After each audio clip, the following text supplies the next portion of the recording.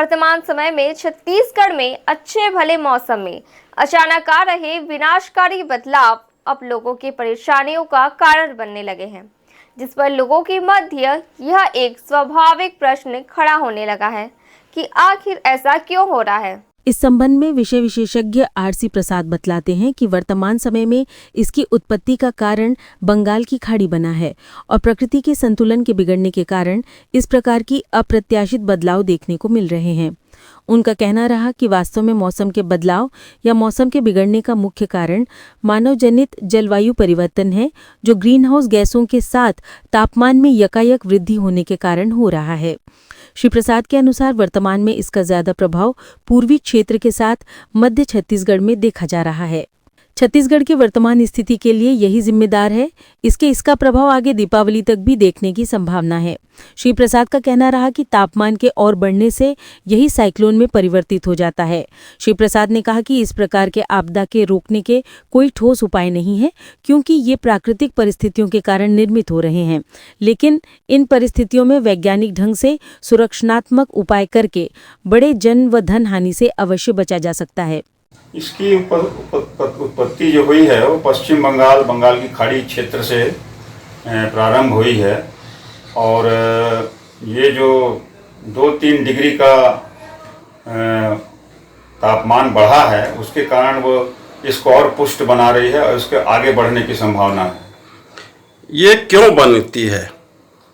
इसका बनने का कारण है जलवायु विक्षोभ जो है वो उसके कारण से ये बन रहा है और हवा का जो दबाव है जब बनता है तो उससे चक्रवात उत्पन्न होता है और चक्रवात को जब ऊर्जा मिलती है 2-3 डिग्री की तो और पुष्ट हो जाता है। इसका ज़्यादा प्रभाव कहाँ देखा जा रहा है? इसका ज़्यादा प्रभाव जो है पूर्वी क्षेत्रों में झारखंड, बंगाल, उड़ीसा और मध्य छत्तीसगढ़ में पड़ने की संभावना है। छत्तीसगढ़ में जो मौसम प्रभावित हुआ है उसी से है? हाँ, ये उसी का प्रभाव है, क्योंकि इसकी गति जो है वो 130 किलोमीटर प्रति घंटा है और ये 26 तारीख को निर्मित हुआ है और इसे आगे बढ़ते हुए हमारे 28-29 तक इधर आने की संभावना है और आगे चल के ये हो सकता है कि ये जो मानसून चल रहा है इसको मानसून की विदाई को और आगे बढ़ा देगा और एक आध सप्ताह और आगे तक बढ़ने की संभावना है, जिससे कि जो दुर्गा पूजा और दिवाली वगैरह जो बीच में त्यौहार पड़ रहे हैं ये भी काफ़ी प्रभावित होने की संभावना है। ये जो मध्यम गति का ये माना जाता है, अगर यही साइक्लोन का असर कर ले तो बड़ा नुकसानदायक हो सकता है कई राज्यों के लिए। हाँ, वही है, या तो आगे चल के इसको अगर ऊर्जा की कमी मिल जाएगी तो ये क्षीण होने लगेगा और अगर जैसे 2 डिग्री 3 डिग्री बढ़ा है उसको और 1-8 डिग्री बढ़ जाएगा तो इसका वेग जो है और बढ़ जाएगा, 130 से 140 150 भी हो सकता है। इसके रोकथाम के कोई उपाय?